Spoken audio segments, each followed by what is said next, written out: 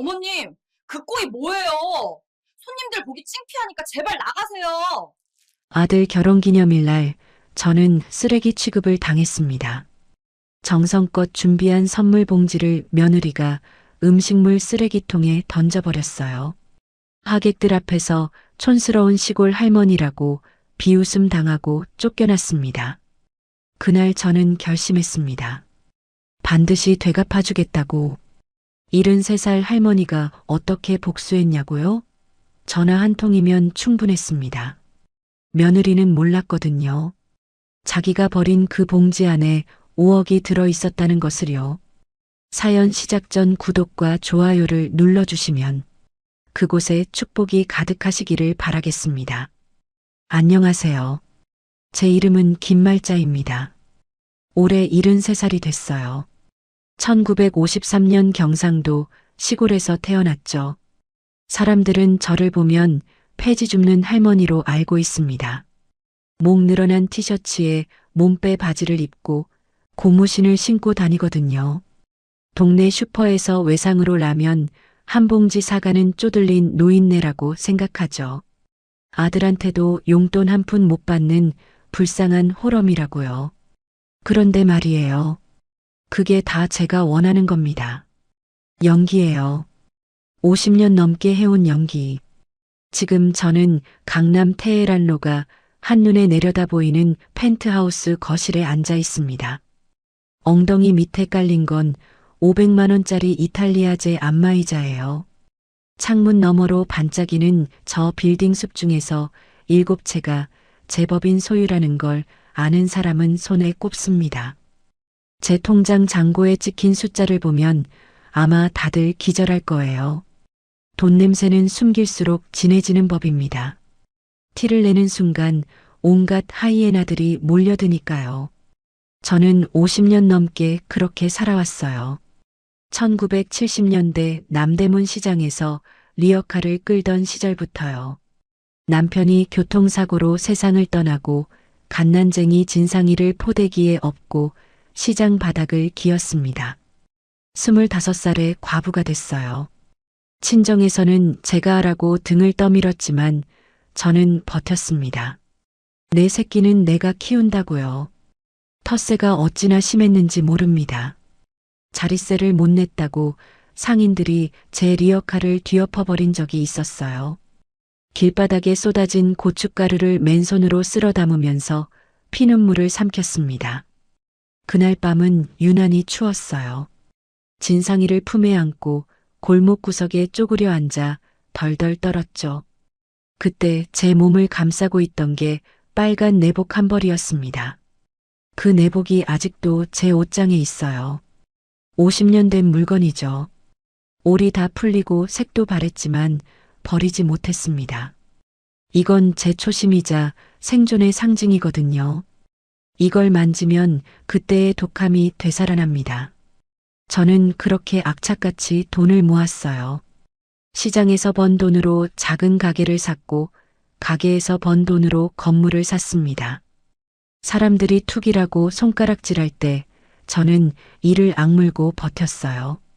부동산이 오르고 또 올랐습니다. 어느 날 정신을 차려보니 제 법인 자산이 수백억이 되어 있더군요. 그런데 말이에요. 제 아들 진상이는 그걸 모릅니다. 저는 일부러 숨겼어요. 돈이 그 애한테 독이 될까 봐서요. 제 힘으로 서는 법을 배워야 한다고 생각했거든요. 오늘은 특별한 날이었습니다. 진상이와 며느리 세라의 결혼 10주년이에요. 저는 벽에 걸린 달력을 바라보며 깊은 한숨을 내쉬었습니다. 지난 10년 동안 저는 그 집에서 어떤 취급을 받았는지 아세요? 돈 없는 노인네, 꼴값 떨어지는 시어머니 취급을 받았습니다. 명절에 가려고 하면 며느리가 전화를 했어요. 올해는 여행 가서 집에 없다고요. 제가 보낸 용돈 봉투는 10,000원짜리 몇 장밖에 안 들었다며 비웃음을 샀습니다. 사실 50만 원을 넣었는데 세어보지도 않고 던져버린 거예요.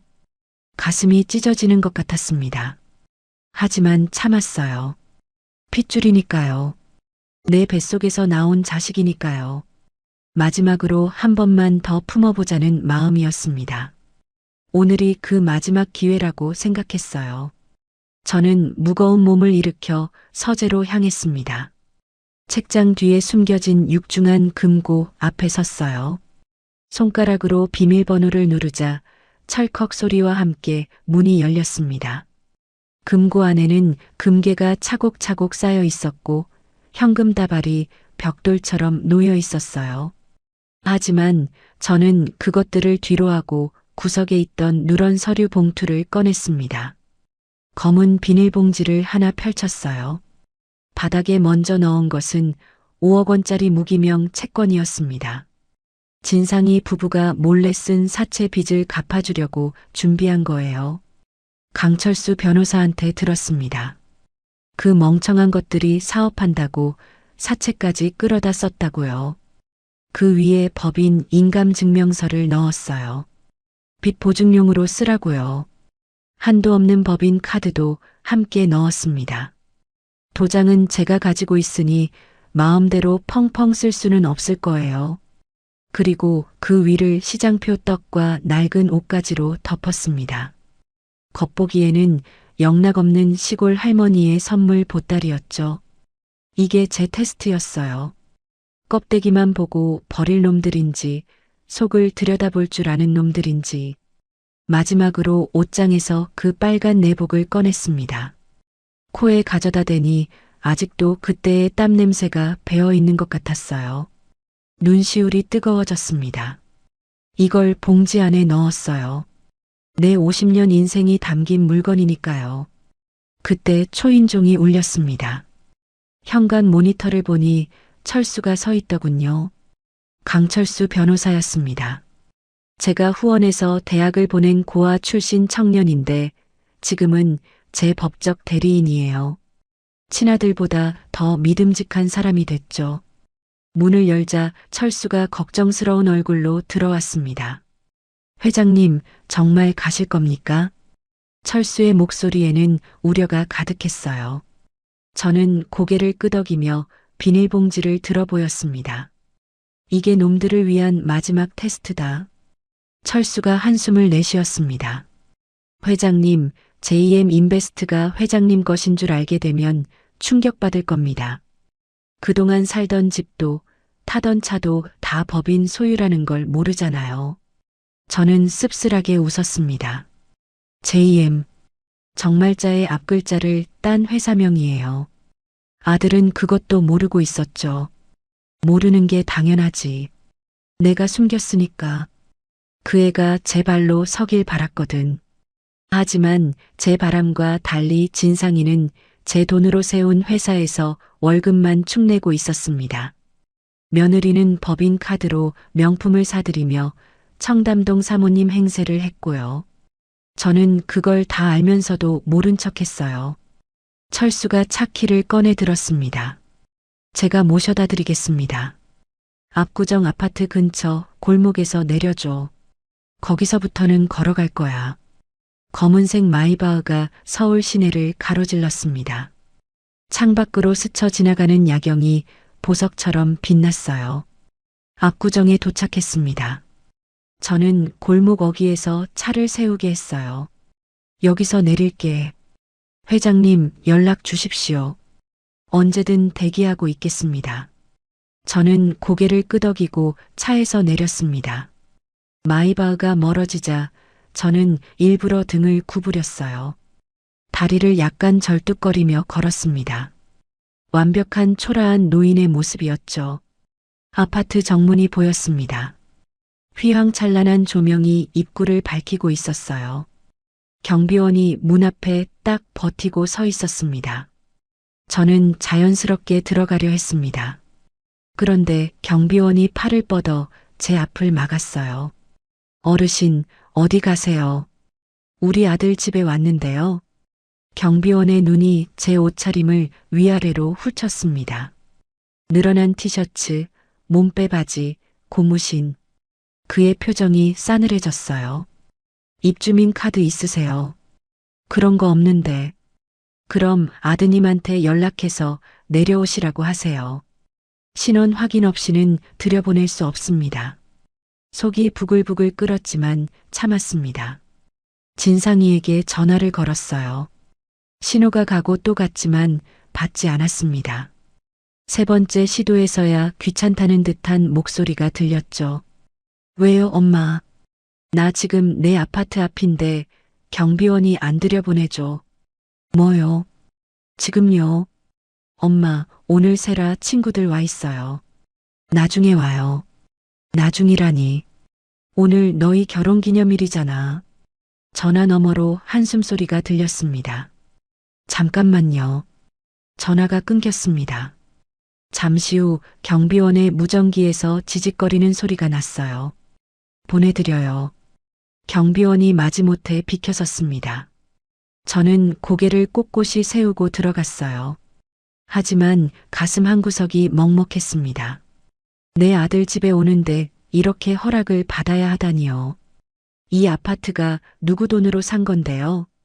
엘리베이터 앞에 도착했습니다. 버튼을 누르고 기다리는데 뒤에서 딸깍거리는 구두 소리가 들렸어요. 밍크 코트를 걸친 중년 여자였습니다.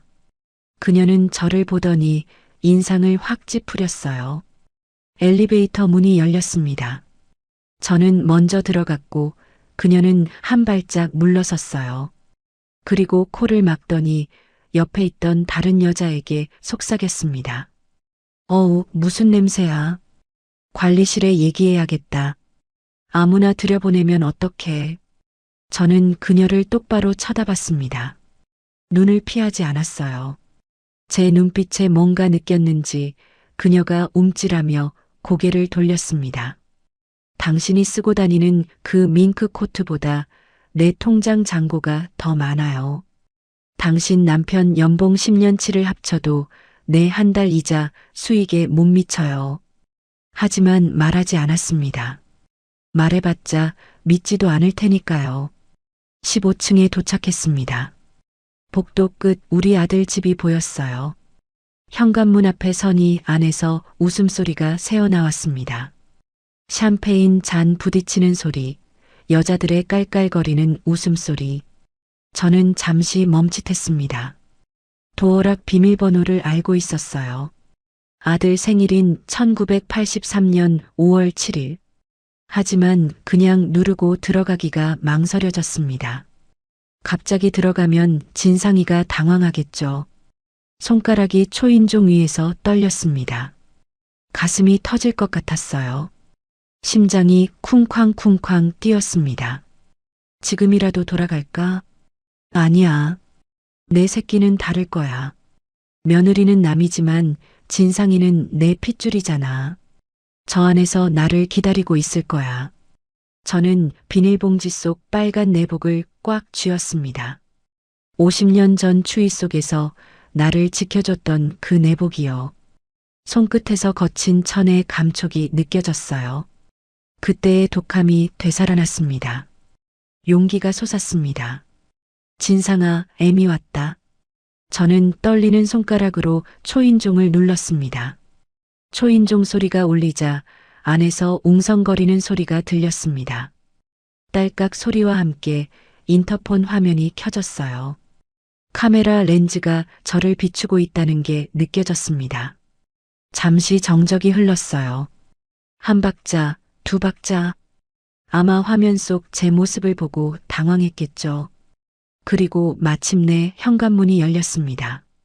문 앞에 선 건 며느리 세라였습니다. 풀 메이크업에 반짝이는 검은색 드레스를 입고 있었어요. 목에는 진주 목걸이가 걸려 있었고 손에는 샴페인 잔이 들려 있었죠. 저와 눈이 마주치는 순간 세라의 표정이 확 일그러졌습니다. 입꼬리가 실룩거렸어요. 마치 길가다 벌레를 밟은 것 같은 얼굴이었습니다. 어머님? 세라의 목소리가 날카롭게 올라갔습니다. 뒤쪽 거실에서 웅성거리던 소리가 뚝 멈췄어요. 와인잔을 든 여자들이 일제히 고개를 돌려 저를 쳐다봤습니다. 대여섯 명은 되어 보였어요. 청담동 사모님들이라고 세라가 늘 자랑하던 친구들이었죠. 명품 가방과 보석으로 치장한 그녀들의 눈빛이 저를 위아래로 훑쳤습니다. 어머, 저 사람 누구야? 웬 할머니가 여기를. 경비원은 뭐 하는 거야? 수군거리는 소리가 귓전을 파고들었어요. 그녀들이 저를 보며 킥킥거렸습니다. 동물원 원숭이가 된 기분이었어요. 아니, 그보다 더 비참했습니다. 가슴이 뜨끔했지만 내색하지 않았어요. 이를 악물었습니다. 진상이 있냐? 오늘 너희 결혼기념일이라 축하해주러 왔다. 저는 최대한 담담하게 말했습니다. 목소리가 떨리지 않도록 신경 썼어요. 세라의 얼굴이 불그락푸르락해졌습니다. 그녀가 급하게 현관 밖으로 나와 문을 반쯤 닫았어요. 친구들에게 이 광경을 더 이상 보여주기 싫은 모양이었죠. 어머님 미쳤어요? 쉬쉬하는 목소리였지만 날이 서 있었어요. 세라의 눈동자가 도끼를 품고 있었습니다. 연락도 없이 갑자기 오시면 어떡해요. 그것도 이 꼴로. 제 친구들 앞에서 제가 얼마나 창피한지 알아요? 이 꼴이라니요. 저는 속으로 씁쓸하게 웃었습니다. 그래요. 내 꼴이 그렇게 볼품 없어 보이나 보죠. 하지만 이 꼴로 50년을 살아왔고 이 꼴로 수백억을 벌었어요. 너는 그걸 모르지. 내 아들 집에 오는데 연락이 필요하냐. 10주년이라 밥 한 끼 같이 먹으러 왔다. 저는 뻔뻔하게 문을 밀고 들어가려 했습니다. 내 돈으로 사준 집이니까요. 그런데 세라가 양팔을 벌려 중문 앞을 딱 막아섰어요. 마치 불청객을 막는 경비원 같았습니다. 제 낡은 옷자락이 그녀의 드레스에 스치자 세라가 소스라치게 놀라며 한 발짝 물러섰어요. 그리고는 자기 옷을 탈탈 털었습니다.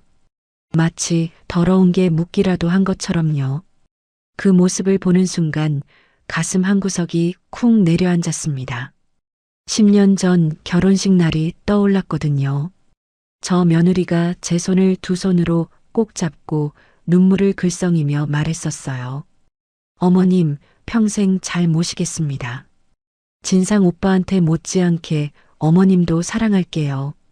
그때 저는 감동해서 며느리 손등을 쓰다듬어 줬습니다. 사람이 이렇게 변할 수 있구나 싶었어요.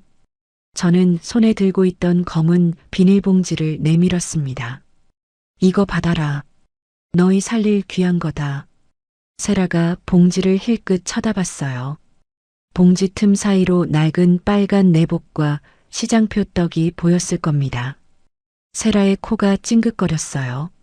손으로 코를 막았습니다. 이게 뭐예요? 어우, 무슨 쉰내가 이렇게 나요. 그러니까 귀한 거라니까. 바닥에 든 거 꺼내봐라. 바닥이요? 어머님, 이런 거 가져오시면 안 돼요. 제 친구들 비위 상하게. 세라는 제 말을 듣지도 않았습니다. 두 손가락으로 봉지를 집어들더니 인상을 잔뜩 찌푸렸어요. 마치 쓰레기를 집어든 것처럼요. 냄새나는 헌 옷하고 딱딱하게 굳은 떡이 선물이에요? 시장에서 1,000원에 파는 거 아니에요? 차라리 안 오시는 이만 못하네. 그 순간 안쪽에서 발소리가 들렸습니다. 진상이었어요. 소란스러움에 안방에서 나온 모양이었죠. 저는 반가운 마음에 아들을 불렀습니다. 진상아. 진상이가 저를 봤어요. 순간 당황한 기색이 역력했습니다. 눈이 커졌다가 작아졌어요. 저는 아들에게 손짓했습니다. 이리 오라고요. 이 며느리 좀 말려달라고요. 그런데 아들은 제게 오지 않았어요. 거실에 있는 며느리 친구들을 힐끗 쳐다봤습니다. 그녀들이 수군거리며 이쪽을 구경하고 있었어요. 진상이의 얼굴이 빨개졌습니다. 그리고는 고개를 푹 숙이더니 슬그머니 뒤로 물러났어요. 발걸음을 죽여가며 다시 안방으로 들어가 버렸습니다. 문을 닫는 소리가 들렸어요. 저는 멍하니 서 있었습니다. 머릿속이 하얘졌어요. 내 아들이 나를 보고 숨어버렸습니다. 어머니가 왔는데 친구들 눈치가 보여서 도망친 거예요. 43살 먹은 아들이 엄마가 창피해서 숨어버렸어요. 가슴이 칼로 도려내는 것 같았습니다. 심장이 쥐어짜이는 느낌이었어요. 눈앞이 아찔해졌습니다. 다리에 힘이 풀렸어요. 하지만 쓰러지지 않았습니다. 이를 악물고 버텼어요. 세라가 비웃듯이 콧방귀를 뀌었습니다. 보셨죠? 오빠도 부끄러워하잖아요. 어머님, 제발 분위기 좀 읽으세요. 저는 아무 말도 할 수 없었습니다. 목구멍에 뭔가 걸린 것 같았어요. 말을 하려고 해도 소리가 나오지 않았습니다. 세라가 주방 쪽으로 휙 돌아갔습니다. 잠시 후 굵은 소금을 한 줌 들고 돌아왔어요. 하얀 알갱이들이 손가락 사이로 흘러내렸습니다. 그녀가 제 발 앞에 소금을 획 뿌렸어요. 소금이 바닥에 흩어졌습니다. 재수옴 붙겠네. 액땜했다 쳐야지. 소금이 제 고무신 위에도 떨어졌습니다. 얼굴이 화끈거렸어요. 평생 이런 모욕을 당해본 적이 없었습니다. 남대문 시장에서 리어카 뒤집어지고 땅바닥에 엎드려 물건 주울 때도 이렇게 비참하지는 않았어요. 그때는 남이었으니까요. 지금은 제 며느리가 하는 짓이에요. 세라가 제 손에서 검은 비닐봉지를 낚아챘습니다. 이건 제가 처리할게요. 그녀가 현관 밖으로 나갔어요.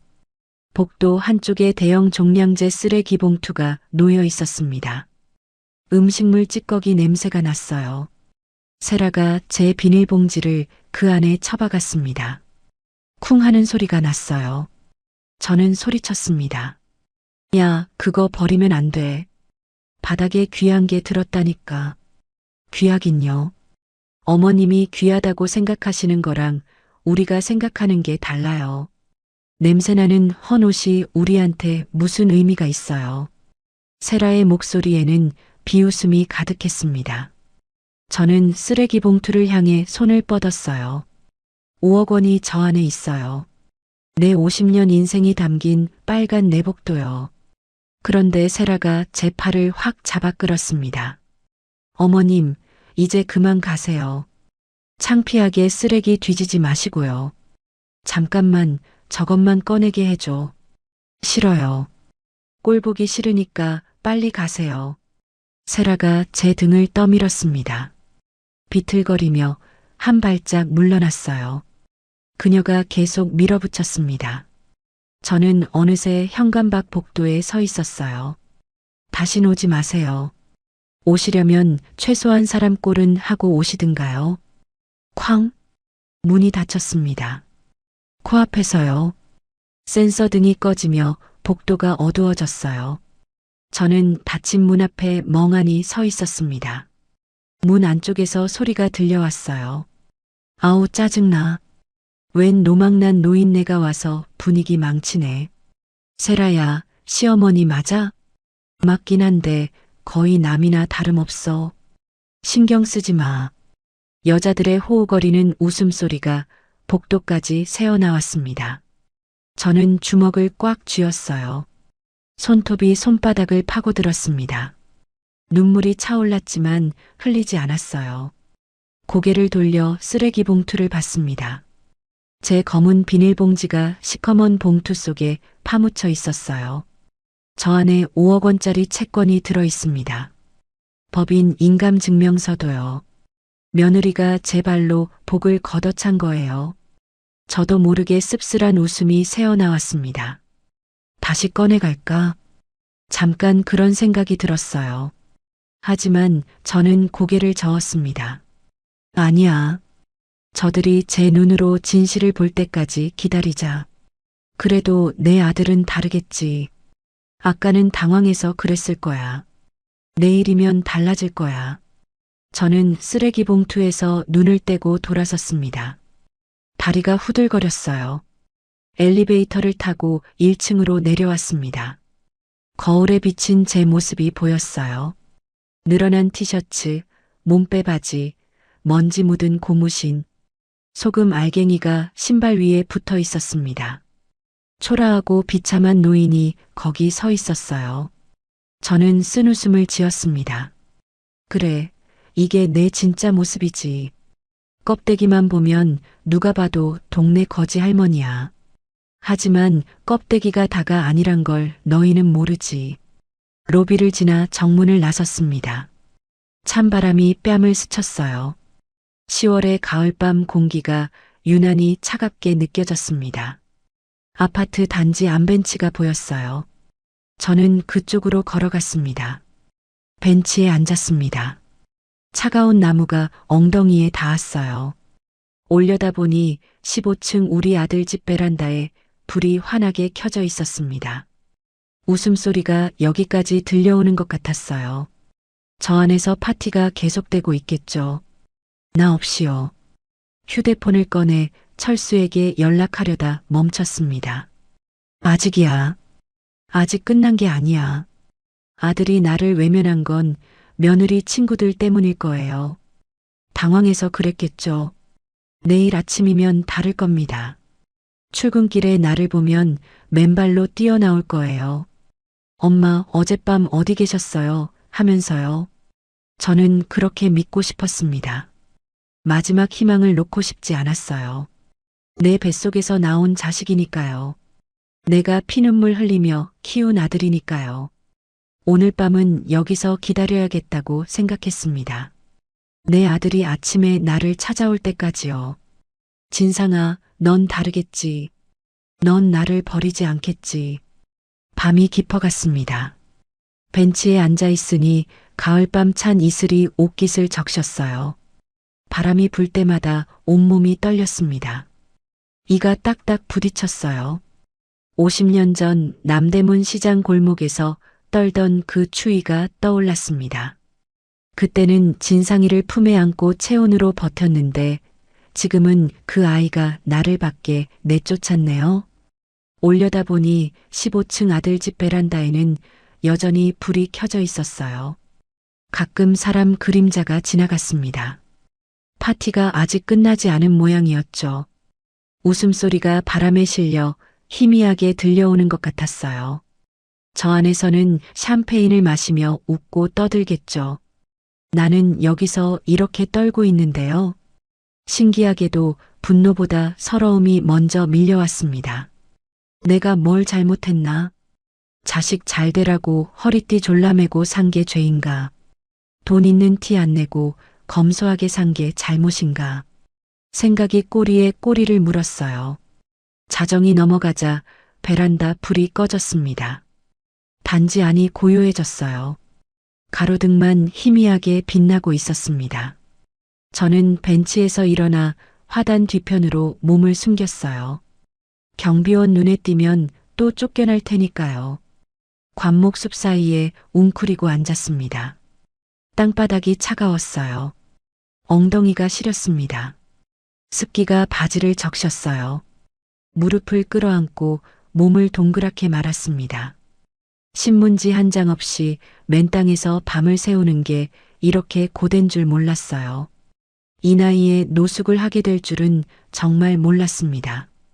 수백억 자산가가 화단 뒤에서 밤을 지새우다니요. 내 법인 명의로 사준 아파트 앞에서 말이에요. 누가 보면 웃을 거예요. 아니, 믿지도 않겠죠. 하지만 저는 웃을 수가 없었습니다. 가슴이 너무 아팠거든요. 진상이 얼굴이 자꾸 떠올랐어요. 아까 저를 보고 숨어버리던 그 표정이요. 당황한 눈, 빨개진 얼굴, 그리고 슬그머니 물러나던 뒷모습. 그게 머릿속에서 지워지지 않았습니다. 눈을 감아도 보였어요. 내 아들이 어머니를 피해 도망치던 그 모습이요. 그래도 내 아들인데요.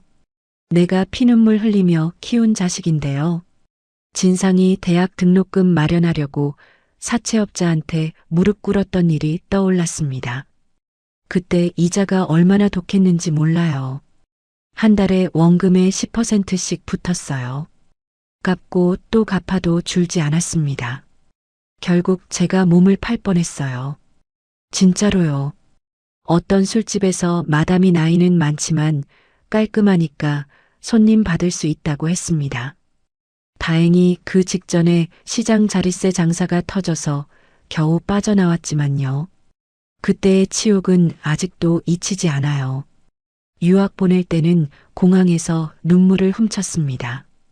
비행기 타는 아들 뒷모습을 보면서요.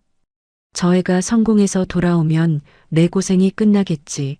그렇게 생각했어요. 미국 학비가 얼마나 비쌌는지 아세요? 3년 동안 학비하고 생활비로 3억은 들어갔습니다.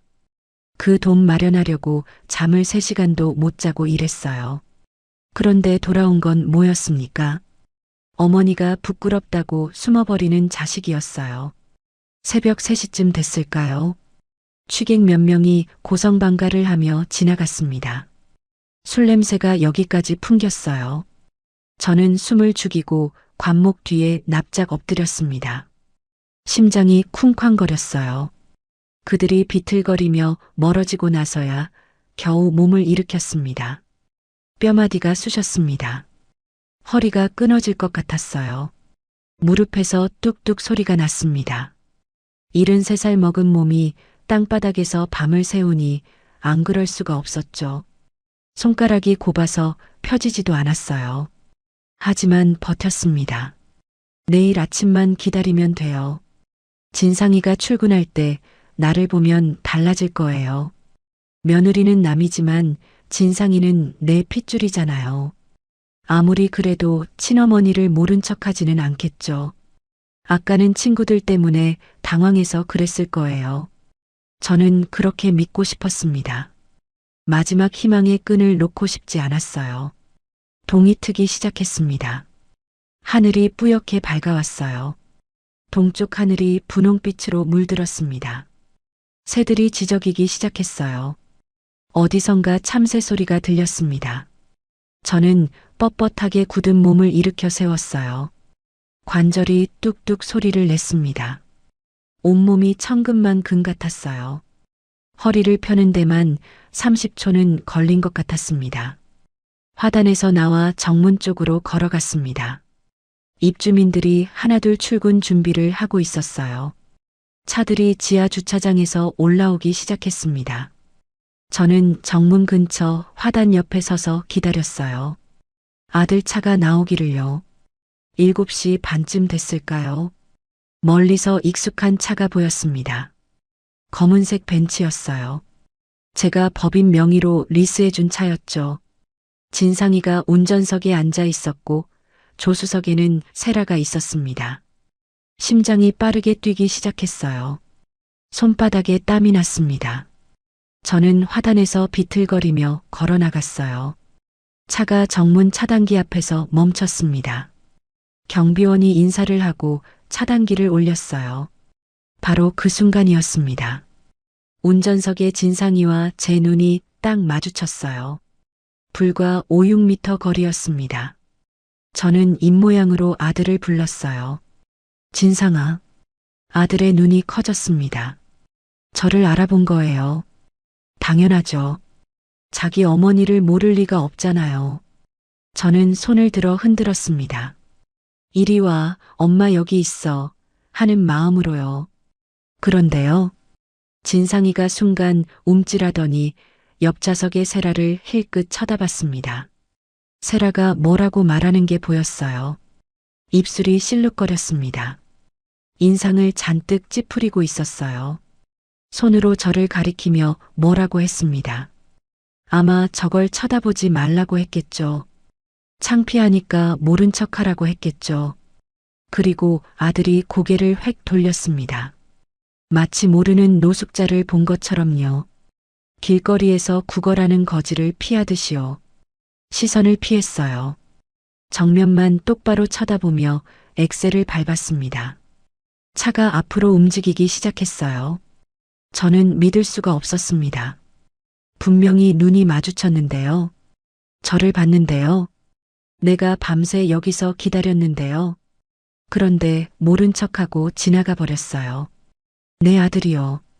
다리에서 힘이 빠졌습니다. 그 자리에 주저앉을 뻔했어요. 하지만 이를 악물고 버텼습니다. 그때 조수석 창문이 스르륵 내려갔습니다. 세라의 얼굴이 보였어요. 그녀가 경비실 쪽을 향해 소리쳤습니다. 아저씨, 저기 거지 할머니 안 쫓아내요? 우리 아파트 품격 떨어지게 왜 저런 사람을 들여놔요? 경비원이 황급히 제 쪽으로 뛰어왔습니다. 어르신, 여기 계시면 안 됩니다. 나가주세요. 저는 경비원의 말이 귀에 들어오지 않았어요. 멀어지는 벤치의 뒷모습만 바라봤습니다. 배기가스 냄새가 코를 찔렀어요. 매연이 제 얼굴에 뿌려지는 것 같았습니다. 차 번호판이 점점 작아졌어요. 그리고 모퉁이를 돌아 사라졌습니다. 그 순간 제 안에서 뭔가가 툭 끊어졌습니다. 이상하게도 눈물이 나지 않았어요. 억장이 무너질 줄 알았는데 오히려 가슴이 차갑게 식어버렸습니다. 얼음장처럼요. 감정이 증발해버린 느낌이었어요. 아, 이게 배신이구나. 진짜 배신은 남이 하는 게 아니더군요. 내 피가 섞인 자식이 하는 거였어요. 그래서 이렇게 아픈 게 아니라 오히려 아무것도 안 느껴지는 거였습니다.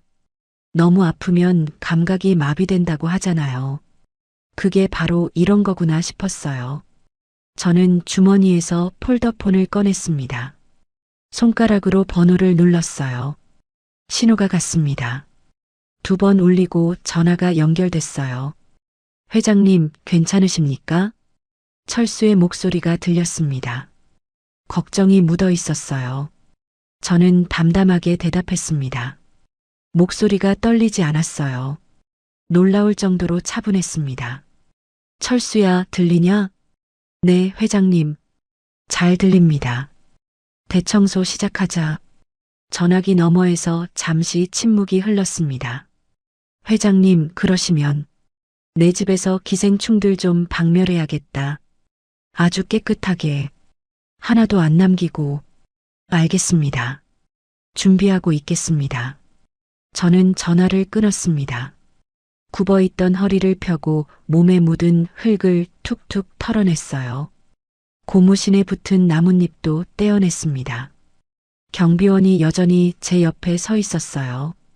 어르신, 나가셔야. 저는 경비원을 똑바로 쳐다봤습니다. 제 눈빛에 뭔가 느꼈는지 그가 말을 멈췄어요.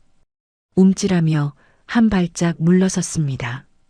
저는 아무 말 없이 정문을 향해 걸어갔습니다. 발걸음이 가벼웠어요. 이상하게도 몸이 아프지 않았습니다. 아까까지 쑤시던 허리도 시리던 무릎도 괜찮았어요. 정문을 나서니 골목 어귀에 검은색 마이바흐가 대기하고 있었습니다. 철수가 어젯밤부터 기다리고 있었나 봐요. 역시 그 녀석은 믿을만했습니다. 차 문이 열렸어요. 저는 뒷좌석에 올라탔습니다. 펜트하우스로 가자. 네, 회장님. 차가 출발했습니다. 창밖으로 아파트 단지가 멀어졌어요. 15층 아들집 베란다가 점점 작아졌습니다. 저는 뒤돌아보지 않았어요. 창밖 풍경이 흐르는 걸 바라보며 생각했습니다. 50년 동안 자식을 위해 살았어요. 내 인생의 전부를 쏟아부었습니다. 밥을 굶어가며 등록금을 대고 잠을 줄여가며 유학비를 벌었어요. 그게 다 뭐였나 싶었습니다. 아들아, 너는 오늘 애미를 버렸다. 그러니 나도 오늘부터 내 애미를 그만둔다. 이제부터는 사채업자 김말자로 돌아갈 거야. 내가 그토록 부끄러워하던 그 김말자로. 입꼬리가 실룩거렸습니다. 웃음이 아니었어요. 50년 만에 깨어난 도끼였습니다. 가슴 속에서 차갑고 날카로운 무언가가 솟아오르는 게 느껴졌어요. 모성애가 증발한 자리에 냉혹한 사업가의 본능이 깨어나고 있었습니다. 그래, 내가 누군데? 맨손으로 수백억을 일군 김말자잖아. 이제 보여줄 거야. 껍데기만 보고 사람을 판단한 대가가 뭔지. 펜트하우스에 도착하자마자 욕실로 직행했습니다. 뜨거운 물을 틀고 샤워기 아래 섰어요. 며느리가 뿌린 소금기와 화단의 흙먼지가 씻겨 내려갔습니다. 물이 배수구로 빨려 들어가는 걸 보며 생각했어요. 저것처럼 내 안의 미련도 다 씻어내자고요. 샤워를 마치고 나오니 몸이 한결 가벼웠습니다. 거울 앞에 서서 얼굴을 들여다봤어요. 밤새 고생한 티가 났습니다. 눈 밑에 그늘이 졌고 볼이 움푹 꺼져 보였어요. 하지만 눈빛은 달랐습니다. 어젯밤의 서글픔은 온데간데 없고 차갑게 가라앉은 결의가 있었어요. 옷장을 열어 최고급 실크 가운을 걸쳤습니다. 부드러운 천이 피부에 닿았어요. 손목에는 다이아몬드 시계를 찼습니다. 어젯밤 화단에서 떨던 초라한 노인은 없었어요. 눈빛이 형형하게 빛나는 사업가 김말자가 거기 서 있었습니다. 이게 진짜 나야. 50년 동안 숨기고 살았던 진짜 내 모습이야. 거실로 나가니 철수가 대형 화면 앞에서 기다리고 있었어요. 테이블 위에는 따뜻한 커피와 샌드위치가 준비되어 있었습니다. 철수가 챙겨놓은 거였죠. 역시 그 녀석은 살뜰했어요. 친아들보다 낫습니다. 화면에는 JM 인베스트 법인 자산 현황이 떠 있었습니다. 부동산 목록, 금융자산, 법인 카드 내역까지 한눈에 볼 수 있었죠. 숫자들이 빼곡하게 나열되어 있었어요. 수백억의 자산이 제 손안에 있었습니다. 회장님, 준비됐습니다. 철수가 태블릿을 들고 다가왔어요. 화면을 몇 번 터치하더니 아들 부부의 카드 사용 내역을 띄웠습니다. 숫자들이 주르륵 올라갔어요. 명품 가방, 호텔 식사, 골프장, 에스테틱. 지난달만 해도 2,300만 원을 썼더군요. 전부 제 법인 카드로요. 저는 와인잔을 들고 소파에 앉았습니다. 레드 와인을 한 모금 마셨어요. 목구멍을 타고 내려가는 게 느껴졌습니다. 1단계 시작하자. 알겠습니다. 철수가 전화기를 들었어요. 카드사 긴급 신고 센터에 연결했습니다. 네, 법인 카드 도난 분실 신고하려고요. 번호는요. 철수의 목소리가 사무적으로 흘러갔습니다. 저는 와인을 홀짝이며 들었어요. 신고가 접수됐다는 말이 들렸습니다. 그 순간 아들 부부가 쓰던 카드는 휴지 조각이 됐어요. 결제 한 번 못하는 플라스틱 쪼가리가 된 거죠. 완료됐습니다, 회장님. 좋아. 다음. 철수가 다시 태블릿을 조작했어요. 화면에 백화점 내부 모습이 떴습니다. 제가 심어놓은 사람이 보내온 실시간 영상이었죠.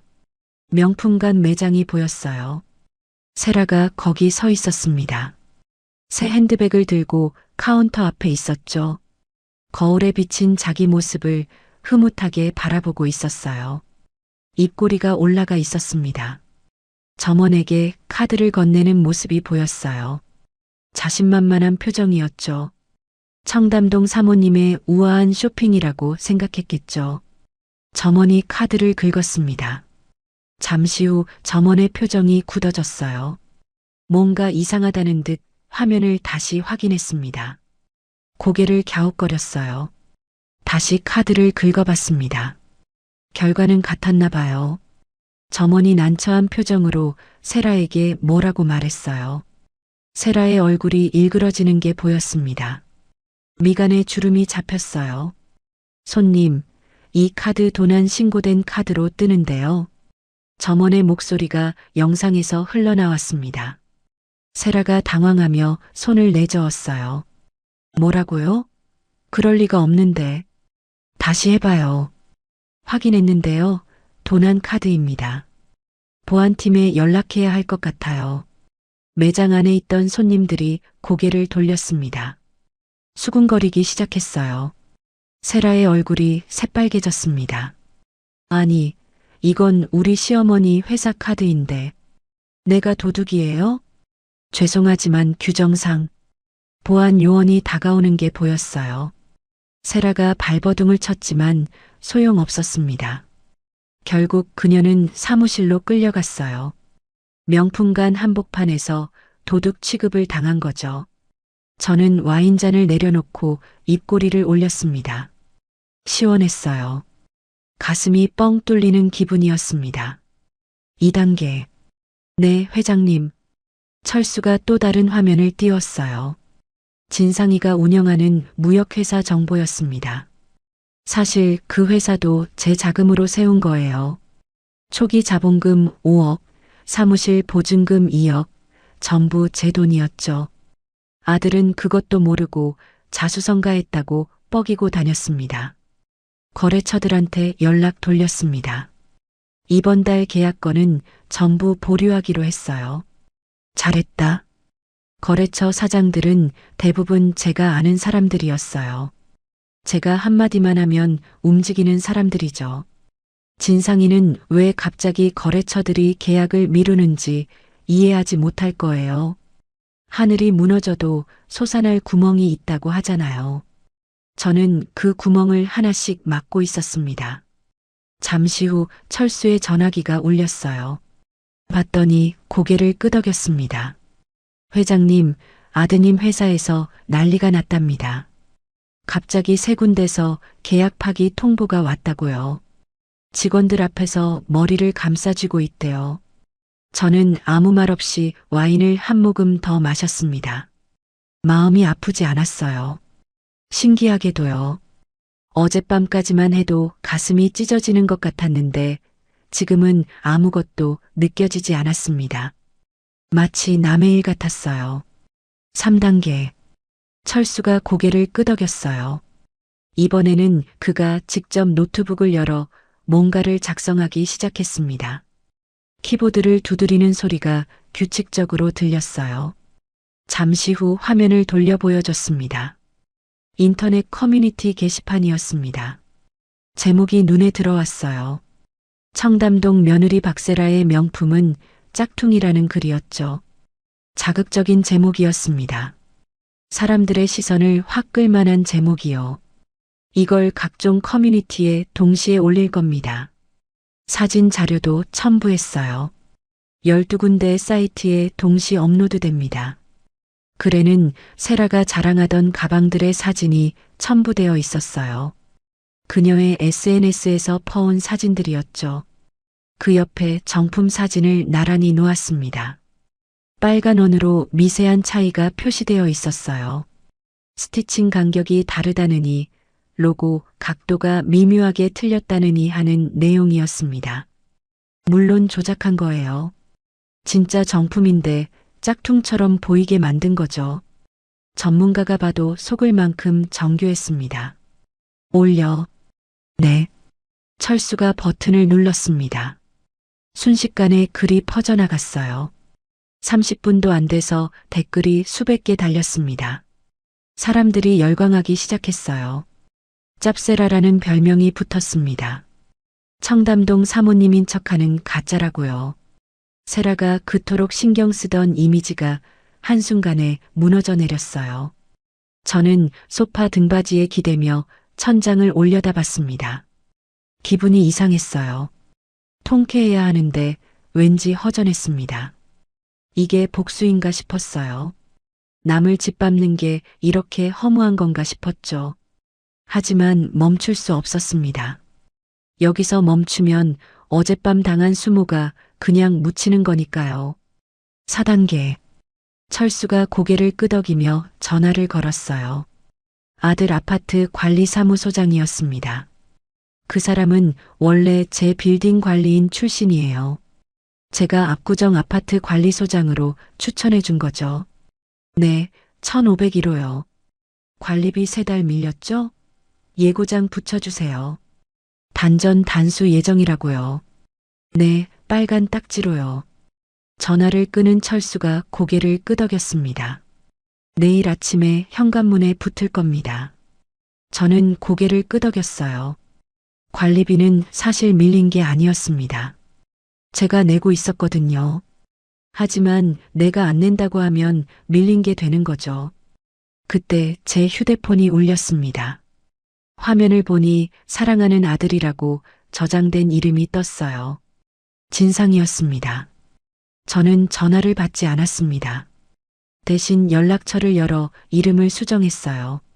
사랑하는 아들을 지우고 새 이름을 입력했습니다. 채무자일, 그리고 수신 차단 버튼을 눌렀어요. 화면에 차단 완료라는 메시지가 떴습니다. 철수가 조심스럽게 물었어요. 회장님, 괜찮으십니까? 저는 빈 와인잔을 내려놓으며 대답했습니다.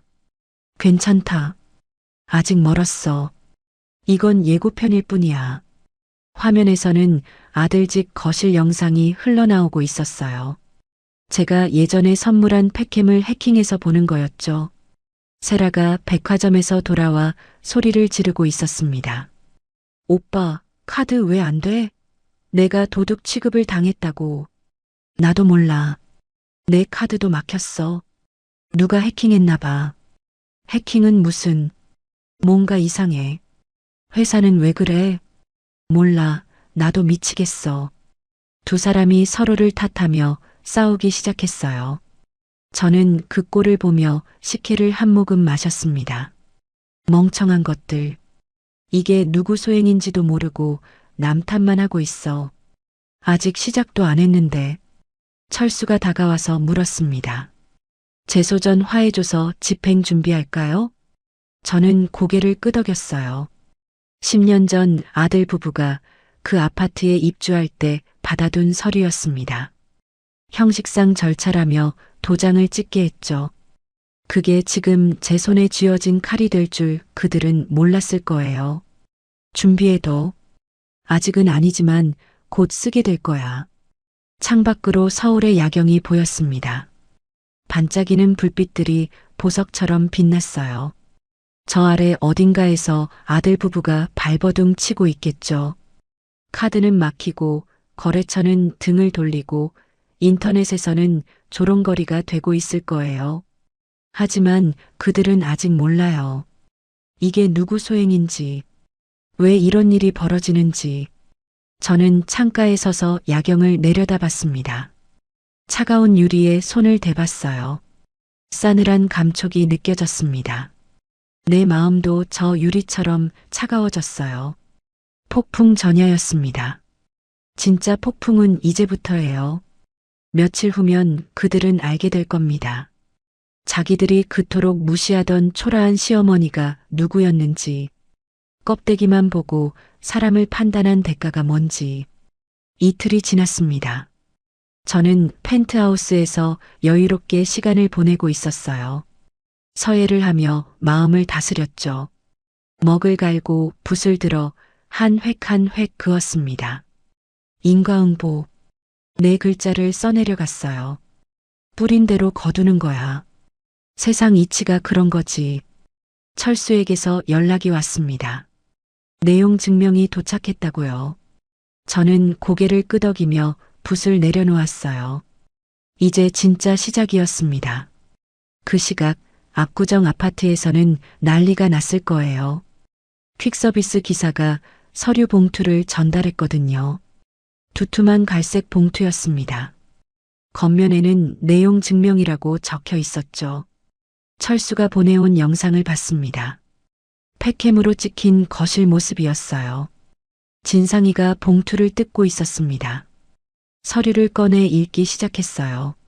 처음에는 무심한 표정이었습니다. 또 무슨 광고 우편이겠거니 했겠죠. 그런데 읽어 내려가던 진상이의 얼굴이 점점 굳어졌습니다. 눈이 커졌어요. 손이 떨리기 시작했습니다. 서류를 쥔 손가락이 하얗게 질렸어요. 서류의 내용은 이랬습니다. 발신인 주식회사 JM 인베스트 대표이사 김말자. 제목 부동산 불법 점유에 따른 퇴거 통보 및 재소전 화해조서 집행 예고. 내용에는 해당 부동산의 소유권이 법인에 있으며 거주자는 무상 점유자에 불과하고 법적 퇴거 절차를 진행한다는 내용이 빼곡하게 적혀 있었습니다. 마지막에는 불응시 강제 집행이라는 문구가 굵은 글씨로 박혀 있었죠. 진상이가 서류를 바닥에 떨어뜨렸습니다. 휘청거리며 소파에 주저앉았어요. 얼굴이 새하얗게 질렸습니다. 마치 귀신을 본 사람 같았어요. JM. 정말 엄마 이름이잖아. 진상이의 입술이 파르르 떨렸습니다. 옆에 있던 세라가 서류를 집어들었어요. 읽어 내려가던 그녀의 표정도 일그러졌습니다. 뭐야 이게? JM 인베스트? 이 회사가 우리 집주인이야? 그게 엄마 회사야. 뭐라고? 세라의 목소리가 날카롭게 올라갔습니다. 시어머니가 회사를 가지고 있어? 그 꼬질꼬질한 할머니가? 진상이가 머리를 감싸쥐었어요. 손가락 사이로 땀이 흘러내렸습니다. 몰랐어. 나도 몰랐다고. 저는 화면을 보며 씁쓸하게 웃었습니다. 그래, 넌 몰랐겠지. 내가 숨겼으니까. 내가 제 발로 서길 바랐으니까. 하지만 넌 내 돈으로 살면서 나를 부끄러워했어. 세라가 서류를 더 자세히 읽었습니다. 읽어 내려갈수록 얼굴이 창백해졌어요. 잠깐, 여기 보면 이 아파트가 법인 소유래. 우리가 무상거주자라고 써 있어. 그리고 내 회사 초기 자본금도 이 법인에서 나왔대. 뭐? 내 차도 법인 리스래. 오빠, 우리가 쓰던 게 다 시어머니 거였어? 진상이가 고개를 떨궜습니다. 어깨가 축 처졌어요. 10년 동안 자수성가했다고 뻐기던 아들이었습니다. 친구들한테 나는 내 힘으로 일어섰다고 금수저 아니라고 자랑하고 다녔죠. 알고 보니 전부 엄마 돈이었던 거예요. 그 허세가 한순간에 무너져 내리는 모습이 보였습니다. 진상이가 두 손으로 얼굴을 감쌌어요. 어깨가 들썩거렸습니다. 우는 건지 분노하는 건지 알 수 없었어요. 아마 둘 다였겠죠. 세상이 무너지는 기분이었을 거예요. 저는 화면에서 눈을 떼고 창밖을 바라봤습니다. 하늘이 맑았어요. 구름 한 점 없는 파란 하늘이었습니다. 새들이 자유롭게 날아다니고 있었죠. 마음이 복잡했어요. 통쾌해야 하는데 왠지 쓸쓸했습니다.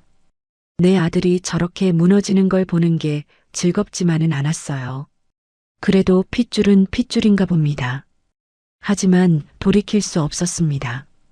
그들이 먼저 나를 버렸으니까요. 잠시 후 제 휴대폰이 미친 듯이 울리기 시작했습니다. 진상이 번호였어요. 물론 차단해놨으니 연결은 안 됐죠. 그러자 집 전화로 걸어왔습니다. 그것도 차단. 그 다음엔 회사 전화로요. 역시 차단. 철수가 고개를 저으며 말했어요. 미친 듯이 연락하고 있습니다. 30분 동안 100통 넘게 걸어왔어요. 그러겠지. 저는 담담하게 대답했습니다.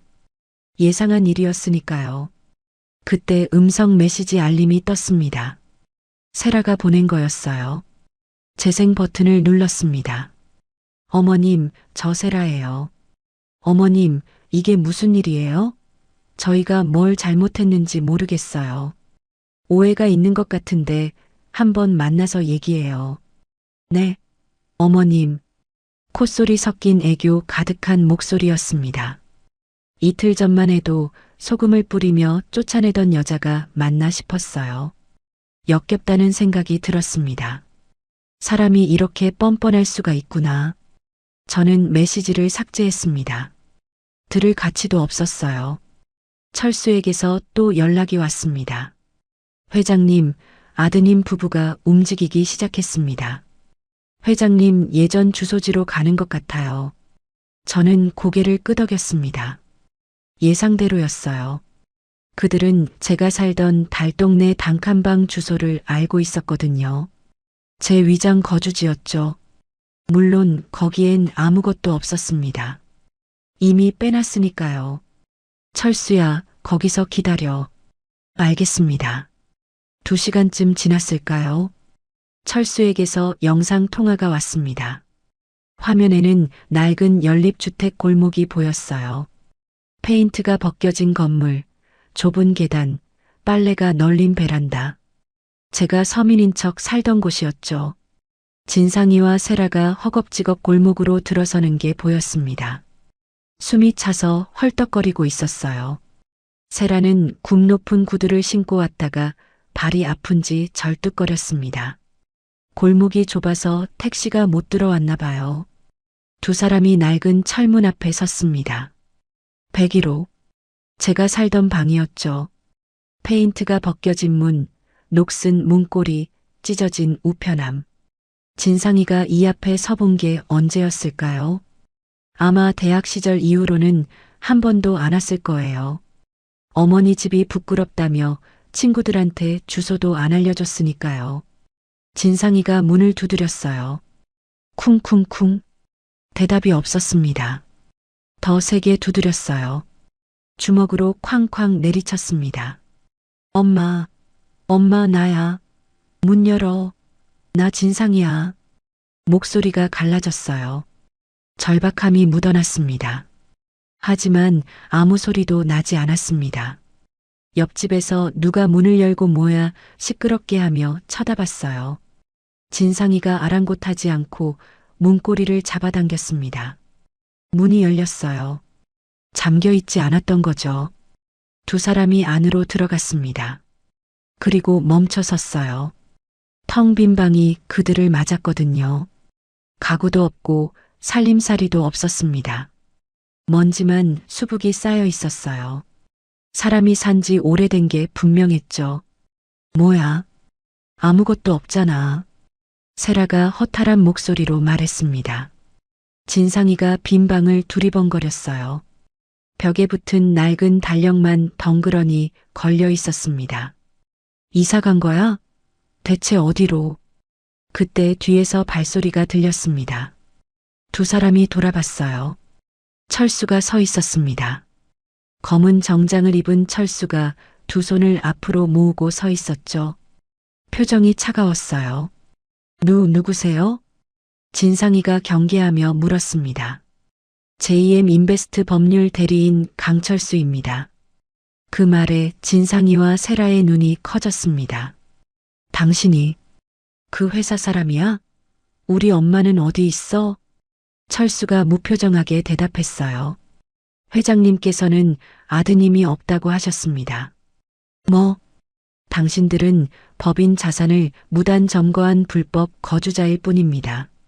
더 이상 가족관계가 아닙니다. 진상이의 얼굴이 일그러졌습니다. 주먹을 불끈 쥐었어요. 야, 지금 장난해? 아들한테 아들이 없다니 그게 무슨 소리야? 철수는 눈 하나 깜짝하지 않았습니다. 10년 전 입주하실 때 도장 찍으신 거 기억나시죠? 재소전 화해조서입니다. 소송 필요 없이 내일 당장이라도 짐 뺄 수 있습니다. 세라의 얼굴이 새파랗게 질렸어요. 입술이 파르르 떨렸습니다. 그건 형식적인 거라고 했잖아요. 그때 시어머니가. 그리고요. 철수가 말을 끊었습니다. 서류 봉투를 꺼내 두 사람 앞에 내밀었어요. 법인 카드로 개인 명품 구매하신 것, 횡령 및 배임으로 고소장 접수했습니다. 합의 안 하시면 감방입니다. 세라가 비명을 질렀어요. 뭐? 횡령이라고? 시어머니가 쓰라고 준 카드인데? 증거 있으십니까? 서면 동의서 있습니까? 세라가 입을 다물었습니다. 그런 거 있을 리가 없었죠. 그냥 알아서 쓴 거니까요. 저는 화면으로 그 모습을 지켜보며 차를 한 모금 마셨습니다. 볼썽 사나웠어요. 방금 전까지 큰 소리치던 아들이 풀이 죽어 고개를 떨구고 있었습니다. 세라는 머리채를 쥐어뜯으며 발을 동동 굴렀어요. 오빠 어떡해? 어떡하냐고. 시끄러워. 내가 맨날 카드 긁어서 이 지경이 된 거잖아. 뭐? 오빠가 엄마 관리 안 해서 이 꼴 난 거지. 두 사람이 서로에게 소리를 지르기 시작했습니다.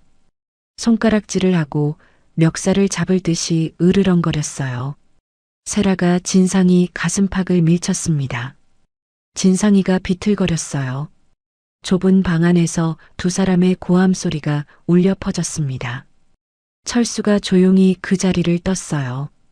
볼 것도 없다는 듯이요. 카메라가 멀어지면서 골목 전체가 화면에 잡혔습니다. 낡은 연립주택 골목에서 부부싸움 소리가 새어나왔어요. 지나가는 사람들이 고개를 돌려 쳐다봤습니다. 저는 화면을 끄며 중얼거렸습니다. 돈 떨어지니까 사랑도 없구나. 쓸쓸한 미소가 지어졌습니다. 저건 10년 전 사랑한다며 결혼한 부부의 모습이 아니었어요. 이익 앞에서 본색을 드러낸 두 사람의 추한 민낯이었습니다. 찻잔을 내려놓고 창밖을 바라봤어요. 해가 뉘엿뉘엿 지고 있었습니다. 노을이 서울 하늘을 붉게 물들였어요. 이제 절반이 지났어요. 진짜 심판은 아직 남았습니다. 철수에게서 연락이 왔습니다. 마지막 한 방을 날릴 준비가 됐다고요. 저는 고개를 끄덕이며 화면을 켰어요. 달동네 골목 영상이 다시 떴습니다. 진상이와 세라가 아직 그 자리에 있었어요. 싸우다 지쳤는지 둘 다 벽에 기대 앉아 있었습니다. 세라는 얼굴이 눈물범벅이었고 진상이는 멍하니 허공을 바라보고 있었죠. 완전히 넋이 나간 표정이었어요. 그때 철수가 다시 그들 앞에 나타났습니다. 두 사람이 고개를 들었어요. 철수가 담담한 표정으로 입을 열었습니다. 아, 그리고 한 가지 더 말씀드릴 게 있습니다. 진상이가 지친 목소리로 물었어요. 뭔데 또? 그날 밤 기억나십니까? 회장님이 검은 비닐봉지를 들고 가셨던 거요. 세라의 눈이 번뜩였습니다. 그 봉지, 자기가 쓰레기통에 처박았던 그 봉지 말이에요. 그 안에 뭐가 들었는지 아십니까? 철수가 천천히 말을 이었어요. 일부러 뜸을 들이는 게 느껴졌습니다. 낡은 옷하고 떡만 들었겠지. 세라가 퉁명스럽게 대답했어요. 철수가 고개를 저었습니다. 그 밑에요. 봉지 바닥에 뭐가 있었는지 확인해 보셨습니까? 세라의 표정이 굳어졌어요. 확인 안 했거든요. 냄새난다고 바로 버렸으니까요. 회장님께서 그 봉지 안에 두 분 빚 갚으시라고 5억 원짜리 무기명 채권을 넣어두셨습니다. 정적이 흘렀습니다. 세라의 눈이 휘둥그레졌어요. 입이 벌어졌습니다. 진상이도 벌떡 일어났어요. 뭐라고? 5억 원입니다. 무기명 채권이요. 법인 인감증명서도 함께요. 두 분 사채 빚 갚으시라고 준비하신 겁니다. 세라의 얼굴이 새하얗게 질렸습니다. 입술이 파르르 떨렸어요. 손이 덜덜 떨리기 시작했습니다. 5억? 그 쓰레기가 5억이었다고? 목소리가 갈라졌어요. 거의 비명에 가까웠습니다. 진상이가 세라의 멱살을 잡았어요. 눈이 뒤집혔습니다. 야, 이 미친년아. 그걸 버려? 5억을 쓰레기통에 버렸어? 나도 몰랐잖아. 냄새나는 헌 옷밖에 안 보였다고. 확인을 해봤어야지. 애미가 귀한 거라고 했잖아. 두 사람이 멱살을 잡고 흔들기 시작했어요. 세라가 비명을 질렀습니다. 진상이가 고함을 쳤어요. 좁은 골목에 아우성이 울려 퍼졌습니다. 철수가 한 발짝 물러나며 말했어요. 아, 그리고요. 그 채권은 무기명이라서 주운 사람이 임자입니다. 쓰레기통에 있으면 누가 가져갔을 수도 있어요. 그 말에 세라가 벌떡 일어났습니다. 진상이도요. 두 사람이 서로를 밀치며 골목을 뛰어나갔어요. 택시를 잡으려고 손을 흔들었습니다. 저는 화면을 보며 피식 웃었어요. 이제야 뛰어가나? 사흘이나 지났는데. 철수에게 전화를 걸었습니다. 잘했다. 이제 구경만 하면 되겠네. 네, 회장님. 그런데 쓰레기 수거는 이틀 전에 끝났습니다. 알아. 그러니까 구경거리지. 저는 전화를 끊고 또 다른 화면을 켰어요. 압구정 아파트 쓰레기 집화장에 설치된 카메라였습니다. 잠시 후면 그들이 도착할 거예요. 30분쯤 지났을까요? 택시 한 대가 아파트 정문에 섰습니다. 진상이와 세라가 뛰어내렸어요. 택시비도 안 내고 내리려다 기사한테 잡혔습니다. 카드가 안 되니까 진상이가 지갑을 뒤졌어요. 현금이 없었나 봐요. 세라가 가방을 뒤져 구겨진 10,000원짜리를 꺼냈습니다. 그 모습이 처량해 보였어요. 며칠 전만 해도 2천만 원짜리 가방을 사던 사람들이었는데 택시비 낼 돈도 없는 신세가 됐으니까요. 두 사람이 쓰레기 집화장으로 달려갔습니다. 아파트 단지 구석에 있는 곳이었어요. 대형 쓰레기통들이 줄지어 있었습니다. 음식물 쓰레기통, 재활용 분리수거함, 종량제 봉투 수거장. 며칠치 쓰레기가 산처럼 쌓여 있었어요. 악취가 진동했을 거예요. 화면으로도 냄새가 느껴지는 것 같았습니다.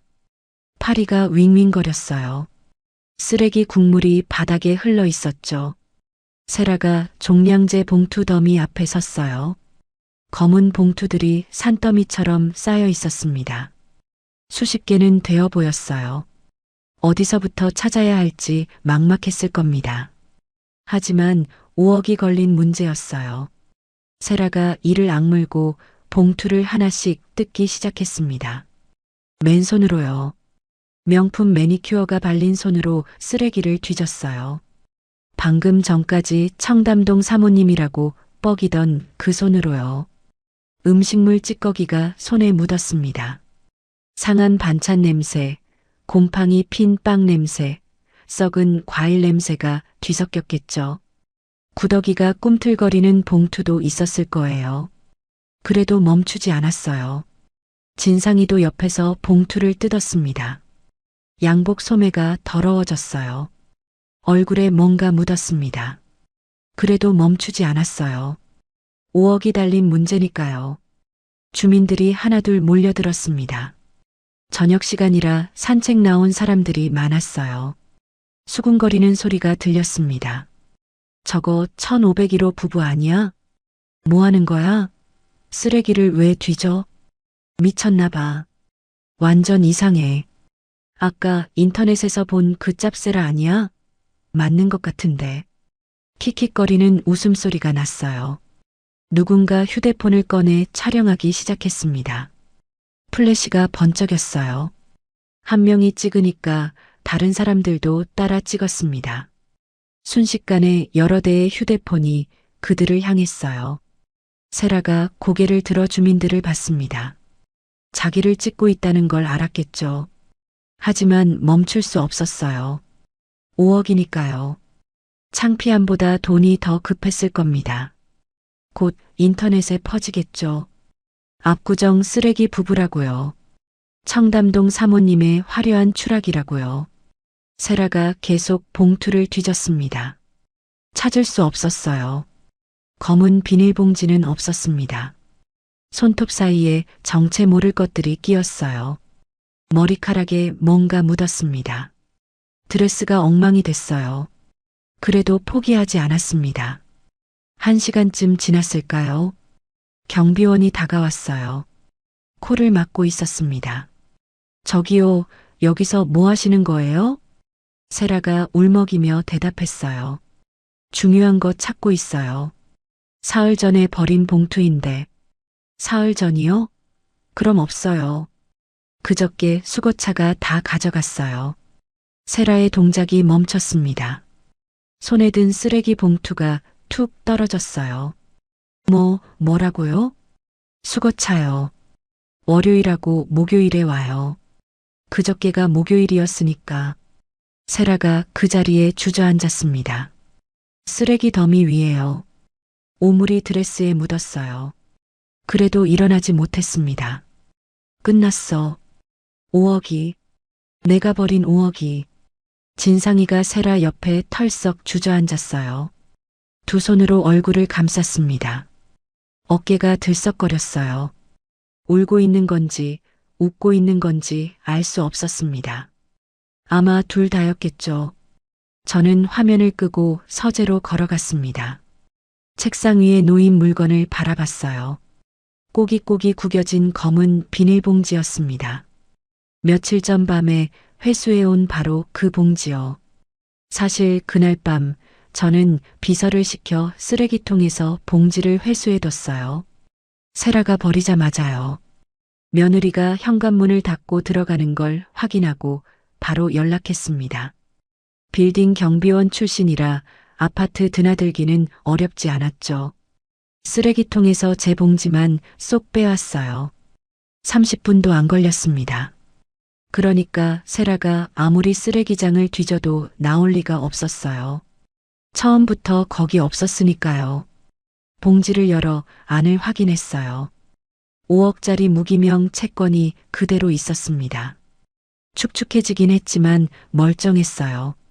쓰레기 냄새가 좀 배었지만 돈의 가치는 변하지 않았죠. 법인 인감증명서도 무사했습니다. 그리고 바닥에는 제 빨간 내복이 있었어요. 내복을 꺼내 펼쳐봤습니다. 세라가 대충 던진 탓에 구겨져 있었어요. 하지만 50년 된 천은 질겼습니다. 찢어지지 않았어요. 저는 내복을 가슴에 안았습니다. 코끝이 시큰해졌어요. 이 내복처럼 나도 질기게 살아왔어. 아무도 날 꺾지 못했어. 그런데 내 자식한테 이런 취급을 당하다니. 눈물이 한 방울 떨어졌습니다. 그게 마지막 눈물이었어요. 다시는 저 사람들 때문에 울지 않겠다고 다짐했습니다. 채권을 서랍에 넣으며 중얼거렸어요. 돈은 주인을 알아보는 법이지. 너희한테 갈 돈이 아니었어. 철수에게서 연락이 왔습니다. 회장님, 두 분이 집에 돌아갔습니다. 상태가 엉망이에요. 그러겠지. 서로 물건 던지며 싸우고 있습니다. 이혼 얘기도 나오는데 위자료 줄 돈이 없다고 또 싸워요. 저는 코웃음을 쳤어요. 위자료는 무슨, 있는 것도 다 내 거인데. 화면을 다시 켜봤습니다. 아들 집 거실이 아수라장이었어요. 세라가 옷에 묻은 쓰레기 냄새 때문인지 씻지도 않고 소파에 쓰러져 있었습니다.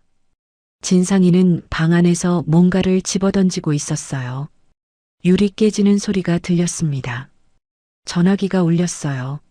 세라가 받았습니다. 친정어머니였나 봐요. 엄마, 나 세라야. 집에 좀 가도 돼? 지금 상황이. 전화기 너머로 고함 소리가 들렸습니다. 소문 다 났어. 짭세라라며? 내가 우리 집안 망신을 시켜? 오지 마. 문 안 열어줄 거야. 뚝. 전화가 끊겼어요. 세라가 멍하니 전화기를 바라봤습니다. 친정에서도 버림받은 거예요. 저는 화면을 끄고 창가에 섰습니다. 밤하늘에 별이 떠 있었어요. 차갑고 아름다웠습니다. 한참을 바라봤어요. 퇴거 집행일이 며칠 남지 않았습니다. 서류는 다 준비됐어요.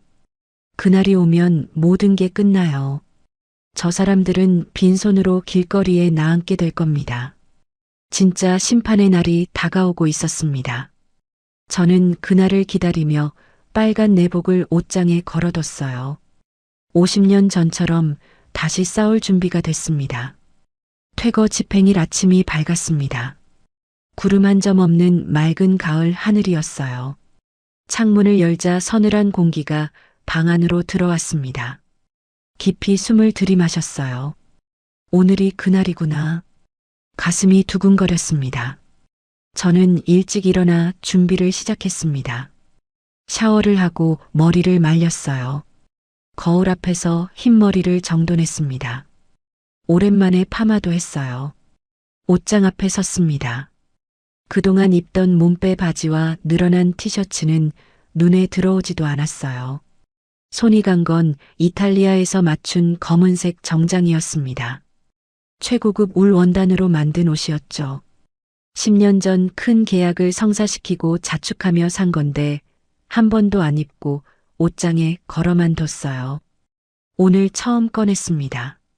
정장을 입으니 몸이 달라지는 기분이었어요. 어깨가 딱 맞았습니다. 허리 라인도 살아났어요. 거울 앞에 섰습니다. 허리를 꼿꼿이 세우고 어깨를 펴니 완전히 다른 사람 같았어요. 동네 폐지 줍던 할머니는 온데간데 없었습니다. 손목에는 다이아몬드 시계를 찼어요. 2천만 원짜리였죠.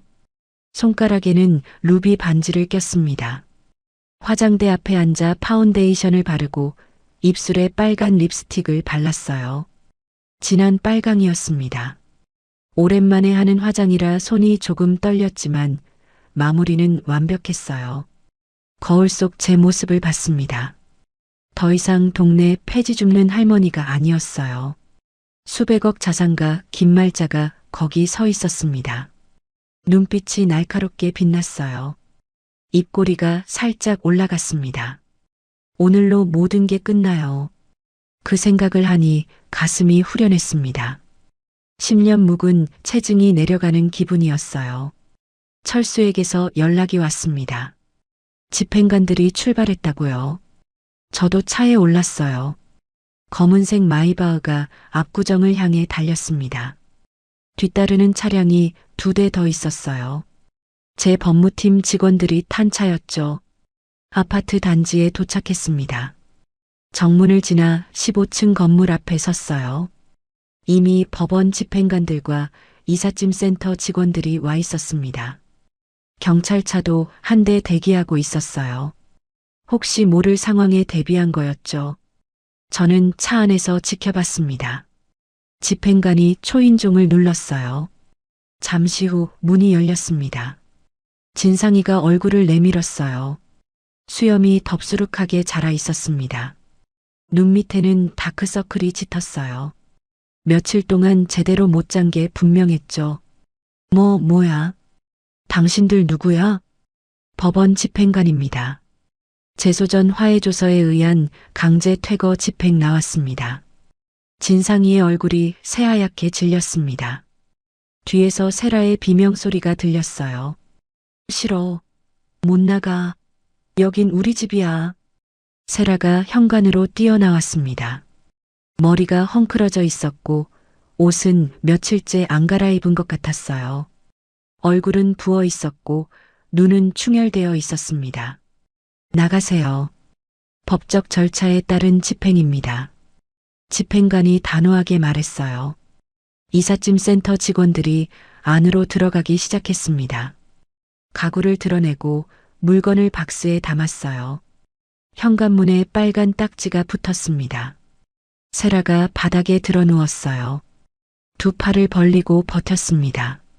못 나가. 죽어도 못 나가. 경찰이 다가가 세라를 일으켜 세웠어요. 세라가 발버둥을 쳤지만 소용없었습니다. 진상이도 집행관 앞에서 무릎을 꿇었어요. 제발요, 며칠만 시간을 주세요. 돈을 구해볼게요. 이미 기한이 지났습니다. 오늘 나가셔야 합니다. 저는 그 모습을 보고 있다가 차 문을 열었습니다. 구두굽이 바닥에 닿았어요. 똑똑똑 발소리를 내며 걸어갔습니다. 주민들이 구경하러 나와 있었어요. 웅성거리는 소리가 들렸습니다. 저 사람 누구야? 세단 행렬 봐. 대단한 사람인가 봐. 저 할머니 어디서 봤는데. 저는 선글라스를 쓴 채 천천히 걸어갔습니다. 철수가 옆에서 따라왔어요. 현관 앞에 도착하니 진상이와 세라가 저를 봤습니다. 처음에는 못 알아봤어요. 당연하죠. 그들이 아는 어머니는 몸빼 바지에 고무신 신은 촌스러운 노인이었으니까요. 지금 제 모습은 그때와 완전히 달랐습니다. 그런데 세라가 먼저 알아챘어요. 눈이 휘둥그레졌습니다. 시어머니? 그 말에 진상이도 저를 뚫어지게 쳐다봤어요. 입이 벌어졌습니다. 2 사람이 저한테 달려왔어요. 무릎을 꿇고 바닥에 엎드렸습니다. 제 구두를 붙잡았어요. 엄마, 잘못했어요. 제발 한 번만 봐주세요. 진상이가 울부짖었습니다. 세라도 제 바짓단을 잡고 매달렸어요. 어머님, 저희가 눈이 삐었었어요. 제가 잘못했어요. 평생 종처럼 모실게요. 제발이요. 저는 아무 말 없이 그들을 내려다봤습니다. 며칠 전만 해도 소금을 뿌리며 나를 쫓아내던 여자가 지금 내 발에 매달려 있었어요. 어머니가 창피하다고 숨어버리던 아들이 바닥에 엎드려 있었고요. 세라가 고개를 들어 저를 올려다봤습니다. 어머님, 그 5억 다시 주시면 안 될까요? 저희 살려주세요. 그 말을 듣는 순간 가슴 속에서 뭔가 차갑게 식어버렸습니다. 끝까지 돈 타령이구나. 진심으로 반성하는 게 아니라 돈이 필요해서 빌고 있는 거구나. 저는 선글라스를 벗었습니다. 세라의 눈을 똑바로 쳐다봤어요. 평생 모셔? 냄새나는 노인네라며? 이제 내 돈 냄새는 향기롭더냐? 세라의 얼굴이 굳어졌습니다. 할 말을 잃은 거예요. 진상이가 제 손을 잡았습니다. 엄마, 나 핏줄이잖아. 세상에 하나뿐인 아들이잖아. 엄마 뱃속에서 나왔잖아. 저는 아들의 손을 내려다봤어요. 내가 젖 먹여 키운 손이었습니다. 대학 등록금 마련하려고 무릎 꿇었을 때 잡아주던 손이었어요. 유학 보낼 때 공항에서 흔들어주던 손이었죠. 밤새 열이 나서 끙끙대던 어린 시절, 이마에 물수건을 얹어주며 잡았던 손이었습니다. 하지만 지금은 다르게 보였어요. 돈 앞에서 어머니를 버린 손이었습니다. 며느리 눈치 보며 외면하던 손이었어요. 화단 뒤에서 떨고 있는 애미를 모른 척하던 손이었죠. 저는 그 손을 차갑게 뿌리쳤습니다. 그날 아침 기억나냐? 화단 뒤에서 밤새 떨고 있던 애미를 내가 눈 마주치고도 외면했을 때 이미 너는 애미를 버렸어. 거지 할머니 쫓아내라고 경비원한테 소리치던 내 마누라도 봤다. 진상이의 눈에서 눈물이 흘러내렸습니다. 어깨가 떨렸어요. 엄마, 그때 내가 잘못했어요. 정신이 없어서 그랬어요. 정신이 없어서? 아니지. 부끄러워서 그랬지. 친구들한테 내 어머니가 거지 같다고 보이기 싫어서 그랬지. 진상이가 고개를 떨궜습니다. 반박할 수 없었던 거예요. 사실이니까요. 자식이 부모를 버렸는데 부모라고 자식을 못 버릴까? 오늘부로 나는 내 애미가 아니다. 저는 돌아서서 집행관에게 말했습니다. 계속하세요. 쓰레기 하나 남기지 말고 다 치우세요. 집행관이 고개를 끄덕였습니다. 이삿짐 센터 직원들이 분주하게 움직였어요. 소파가 나오고 식탁이 나오고 침대가 나왔습니다. 세라가 아끼던 화장대도 끌려 나왔어요. 그리고 철수를 불렀습니다. 저 안에 있는 가전제품, 가구 다 법인 카드로 산 거지? 네, 회장님. 구매 내역 다 있습니다. 그럼 회사 자산이네. 다 압류해. 철수가 고개를 끄덕이고 집행관에게 서류를 건넸습니다. 냉장고, 텔레비전, 소파, 침대까지 전부 빨간 딱지가 붙었어요. 세라가 비명을 질렀습니다. 그것까지 가져가면 우리 뭘로 살아요? 저는 뒤돌아보지 않고 대답했어요. 거기 널브러진 짝퉁 가방하고 속옷은 네 거니까 가져가라. 그것만 챙겨서 나가. 세라의 얼굴이 일그러졌습니다. 이를 악물고 저를 노려봤어요. 그리고 소리쳤습니다. 나쁜 년, 돈밖에 모르는 악마. 그 돈 다 싸질머지고 지옥이나 가라. 저는 멈춰서서 뒤를 돌아봤습니다. 세라의 눈을 똑바로 쳐다봤어요. 세라가 움찔했습니다. 그래, 싸질머지고 갈 순 없지.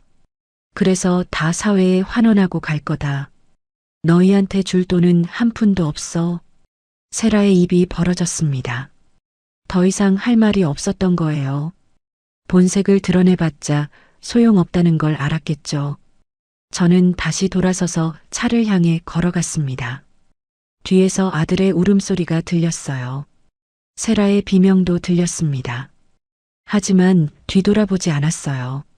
차에 올라 문을 닫았습니다. 백미러로 뒤를 봤어요. 이삿짐 트럭도 없이 길바닥에 나앉은 아들 부부가 보였습니다. 쓰레기 봉투 몇 개와 옷까지만 달랑 들고 있었어요. 주민들이 둘러싸고 수군거리고 있었죠. 누군가 휴대폰으로 촬영하는 것도 보였습니다. 차가 출발했습니다. 아파트 단지가 점점 멀어졌어요. 15층 창문이 작아지고 단지 전체가 작아지고 결국 보이지 않게 됐습니다. 저는 창밖을 바라봤습니다. 파란 하늘이 눈부셨어요. 한강이 햇빛에 반짝였습니다. 세상이 이렇게 아름다웠나 싶었어요. 이상하게도 눈물이 나지 않았습니다. 가슴이 뻥 뚫린 기분이었어요. 10년 동안 짓눌렸던 무언가가 사라진 느낌이었습니다. 어깨가 가벼워졌어요. 숨이 깊이 들어왔습니다. 철수가 조심스럽게 물었어요. 회장님, 괜찮으십니까? 저는 고개를 끄덕였습니다. 괜찮아. 아주 괜찮아. 이렇게 속 시원한 건 처음이야. 창문을 열었어요. 가을바람이 얼굴을 스쳤습니다. 머리카락이 흩날렸어요. 시원했습니다. 이제 진짜 내 인생을 살 거야. 누구의 엄마도 아닌, 누구의 시어머니도 아닌, 그냥 긴 말자로. 50년 동안 자식한테 쏟아부은 인생을 이제 나한테 쓸 거야. 입꼬리가 올라갔습니다. 진짜 웃음이 나왔어요. 해방이었습니다. 1년이 흘렀습니다. 2027년 겨울, 서울에 첫눈이 내렸어요. 저는 창밖으로 하얗게 쌓이는 눈을 바라봤습니다. 펜트하우스 유리창 너머로 도시 전체가 눈에 덮여가고 있었어요. 아름다웠습니다. 지난 1년 동안 많은 일이 있었어요. 저는 JM 복지재단을 설립했습니다. 미혼모와 독거노인을 위한 주거 지원 사업이었죠. 첫 출자금으로 500억 원을 기부했어요. 주변에서 다들 놀랐습니다. 그 돈이면 편하게 살다 갈 수 있는데 왜 그러냐고요. 뉴스에도 나왔습니다. 무명의 자산가가 거액을 쾌척했다고요. 기자들이 몰려왔어요. 인터뷰 요청이 쏟아졌습니다. 저는 처음에는 거절했지만 나중에는 몇 번 응했어요. 재단을 알리는 게 중요하니까요. 사람들이 왜 그렇게 많이 기부하냐고 물었어요. 저는 대답했습니다. 혼자 힘으로 아이 키우는 게 얼마나 힘든지 알기 때문이라고요. 아무도 도와주지 않을 때 얼마나 막막한지 알기 때문이라고요. 추운 겨울밤 갈 곳 없이 떠는 게 어떤 기분인지 알기 때문이라고요. 제가 그랬으니까요. 50년 전에요. 남편 잃고 갓난쟁이 없고 시장 바닥을 기었을 때요. 재단 이사장 취임식이 있던 날 저는 빨간 정장을 입었습니다. 단상 위에서 기자들을 바라봤어요. 플래시가 터지고 질문이 쏟아졌습니다. 저는 당당하게 답했어요. 더듬거리지 않았습니다. 50년 사업하며 다져진 내공이었죠. 취임사 마지막에 이렇게 말했어요. 껍데기만 보고 사람을 판단하지 마세요. 허름한 옷 입은 사람이 수백억 자산가일 수도 있고 명품으로 치장한 사람이 빚더미에 앉아 있을 수도 있습니다. 사람의 가치는 겉모습이 아니라 행동으로 드러나는 겁니다. 박수가 쏟아졌어요. 존경받는 노후를 보내고 있었습니다. 철수에게서 가끔 아들 부부 소식이 들려왔어요. 들을 필요 없다고 했지만 그래도 귀에 들어왔습니다. 퇴거당한 뒤 두 사람은 얼마 버티지 못했다고 해요. 처음에는 모텔을 전전했답니다. 그러다 돈이 떨어지니까 서로 내 탓이라며 싸웠다고요. 서로 빚을 떠넘기다 3개월 만에 합의 이혼을 했습니다. 위자료를 줄 돈이 없으니 서류에 도장만 찍고 헤어졌다고요. 10년 결혼 생활의 끝이 그거였어요. 세라는 사기 혐의로 고소당했어요. 친구들한테 급하다며 돈 빌린다고 꾸고는 갚지 않았다나요. 한두 명이 아니라 여럿이었답니다. 경찰 조사를 받다가 잠적했어요. 어디로 갔는지 아무도 몰랐습니다. 청담동 사모님은 그렇게 사라졌어요. 진상이는요. 사채 빚에 시달렸다고 합니다. 제가 끊어준 자금줄이 막히니까 여기저기서 독촉이 쏟아졌겠죠. 회사는 문을 닫았고 집도 없고 차도 없으니 막노동판을 전전했다고 해요. 공사장에서 벽돌을 나르고 짐을 옮겼답니다. 결국 몸이 버티지 못해서 서울역 근처 고시원에 들어갔다고 들었습니다. 한 달에 30만 원짜리 쪽방이라고요. 그 소식을 들었을 때 제 마음이 어땠냐고요. 글쎄요. 시원하지도 않고 슬프지도 않았어요. 그냥 담담했습니다. 남의 일 같았어요. 오늘은 특별한 날이었습니다. 재단에서 운영하는 무료 급식소에 봉사를 가기로 한 날이었거든요. 서울역 근처에 있는 곳이었어요. 노숙인들과 어려운 분들에게 따뜻한 밥 한 끼를 제공하는 곳이죠. 저는 앞치마를 두르고 국솥 앞에 섰습니다. 커다란 국자로 된장국을 퍼서 그릇에 담았어요. 줄이 길었습니다. 점심시간이라 사람들이 많이 왔거든요. 감사합니다. 맛있게 드세요. 한 명 한 명에게 국을 퍼주며 인사를 나눴습니다. 헝클어진 머리에 때 묻은 옷을 입은 분들이 대부분이었어요. 하지만 저는 그분들을 함부로 대하지 않았습니다. 50년 전 제 모습이 떠올랐거든요. 남대문 시장에서 리어카 끌던 시절, 저도 저랬으니까요. 1시간쯤 지났을까요? 줄이 점점 짧아지고 있었어요. 슬슬 마무리할 시간이었습니다. 그때였어요. 줄 끝에 서 있는 한 남자가 눈에 들어왔습니다. 꾀재재한 검은 패딩을 입고 있었어요. 고개를 푹 숙이고 있어서 얼굴이 잘 안 보였습니다. 하지만 뭔가 익숙한 느낌이 들었어요. 그가 제 앞까지 왔습니다. 식판을 내밀었어요. 저는 국자를 들어 국을 퍼주려다 멈췄습니다. 그 얼굴을 봤거든요. 수염이 덥수룩하게 자라 있었어요. 광대뼈가 튀어나올 만큼 볼이 꺼져 있었습니다. 눈 밑에는 짙은 그늘이 졌어요. 하지만 그 눈은요. 그 눈은 제가 잘 아는 눈이었습니다. 진상이었어요. 제 아들이요. 진상이도 저를 알아봤습니다. 식판을 든 손이 덜덜 떨렸어요. 얼굴이 새하얗게 질렸습니다. 입술이 파르르 떨렸어요. 말이 나오지 않는 모양이었어요. 목이 메인 것 같았습니다. 저도 잠시 멈칫했어요. 국자가 허공에서 멈췄습니다. 1년 만에 보는 아들이었어요. 그 사이에 이렇게 변해 있었습니다. 형체를 알아볼 수 없을 만큼 망가져 있었어요. 1년 전만 해도 벤츠를 몰고 양복을 입던 사람이었습니다. 압구정 아파트에서 샴페인을 마시던 사람이었어요. 지금은 무료 급식소에서 밥을 얻어먹는 신세가 됐습니다. 인생이 이렇게 바뀔 수 있구나 싶었어요. 주변이 조용해졌습니다. 다른 봉사자들이 저희를 쳐다봤어요. 뭔가 심상치 않은 분위기를 눈치챈 거죠. 줄 뒤에 있던 사람들도 웅성거렸습니다. 저는 잠시 생각했습니다. 여기서 뭐라고 해야 하나? 아들아 하고 부를까? 아니면 모른 척 할까? 결국 저는 아무 말도 하지 않았어요. 그냥 국자를 들어 국을 가득 퍼서 진상이의 식판에 담았습니다. 듬뿍이요. 건더기도 많이 넣어줬어요. 따뜻할 때 드세요. 타인에게 하듯 말했습니다. 목소리가 떨리지 않았어요. 진상이의 눈에서 눈물이 뚝뚝 떨어졌습니다. 국그릇 안으로 떨어졌어요. 눈물이 국물에 섞였습니다. 엄마. 진상이의 목소리가 갈라졌어요. 어깨가 들썩거렸습니다. 울음을 참으려는 것 같았지만 소용없었어요. 결국 소리 없이 훌쩍이기 시작했습니다. 저는 다음 사람에게 국을 퍼줬어요.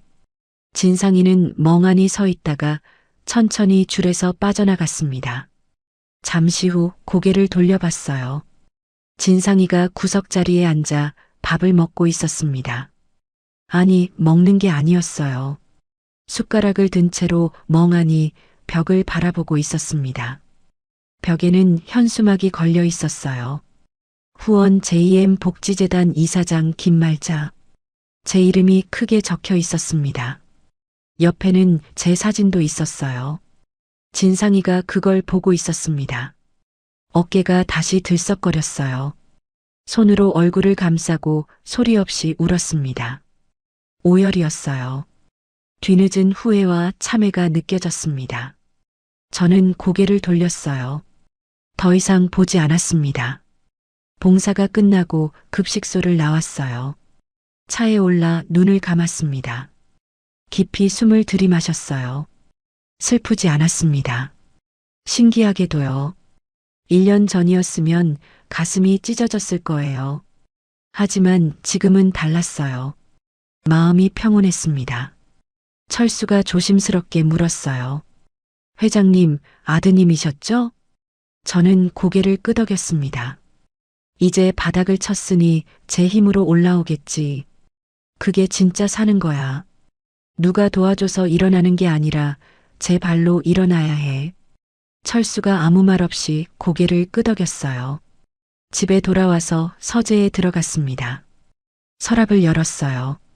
1년 전 회수했던 5억짜리 무기명 채권이 들어 있었습니다. 꺼내서 한참 바라봤어요.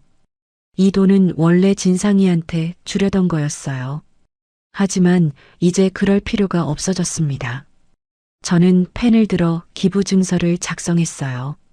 5억 원 전액을 재단에 기부하기로 했습니다. 미혼모들의 주거 자금으로 쓰일 거예요. 도장을 꾹 찍었습니다. 이게 이 돈의 올바른 쓰임이야. 나를 버린 자식한테 갈 돈이 아니라 진짜 필요한 사람한테 가는 거지. 창가에 섰어요. 한강이 보였습니다. 눈이 계속 내리고 있었어요. 강물 위로 눈송이가 떨어져 사라졌습니다. 저는 혼잣말을 했어요. 내 인생의 봄은 74살에 왔다.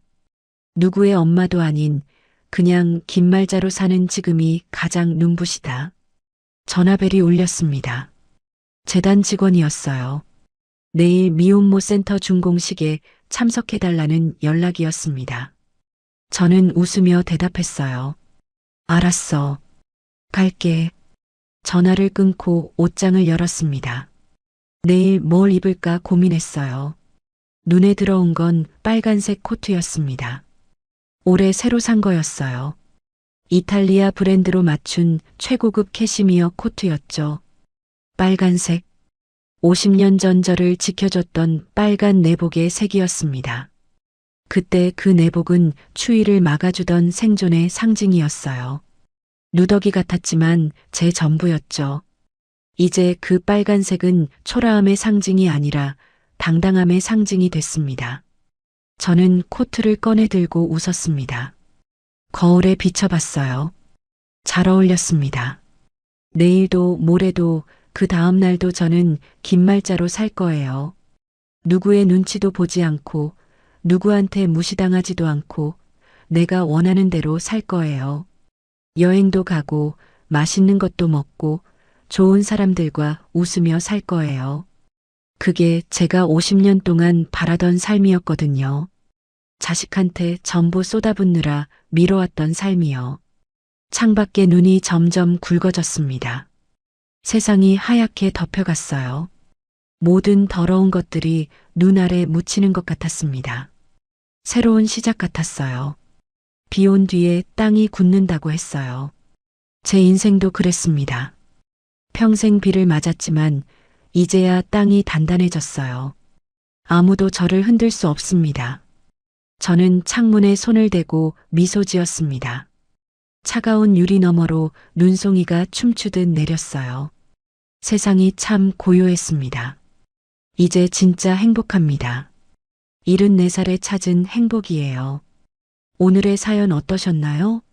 사연이 마음에 닿았다면 더 좋은 사연으로 찾아뵐 수 있도록 구독과 좋아요를 눌러주세요. 그리고 사연의 주인공을 위한 따뜻한 말씀도 댓글로 부탁드립니다. 여러분의 오늘을 응원합니다. 인생 소풍이었습니다.